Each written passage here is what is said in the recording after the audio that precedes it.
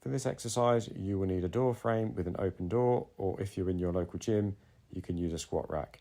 Setup is as shown, so the foot needs to be behind the threshold of the door, as does the knee.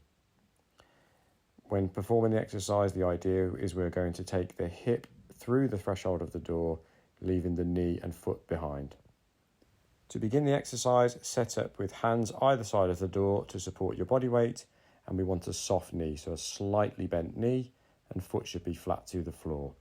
From this point, as you can see, I'm going to raise my knee through the threshold of the door, taking the hip with it, and I'm going to lift my heel as high as I can. It's really important to keep a soft knee throughout if you can. And as shown, obviously when we return, the foot goes flat. As I now drive up, my heel comes off, my knee stays slightly soft, and I'm aiming to take my hip through the door.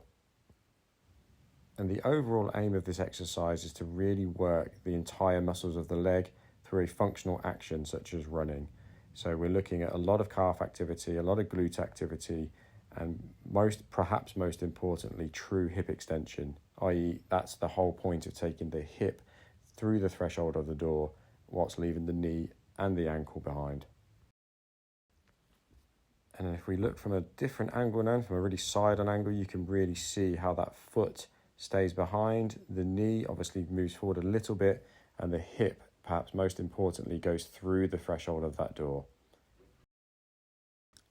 In terms of other areas of the body, with the lower back particularly, we want that to come along for the ride. So this is a very hip and lower leg intensive exercise. We don't really want to be using the sort of lower back a whole lot.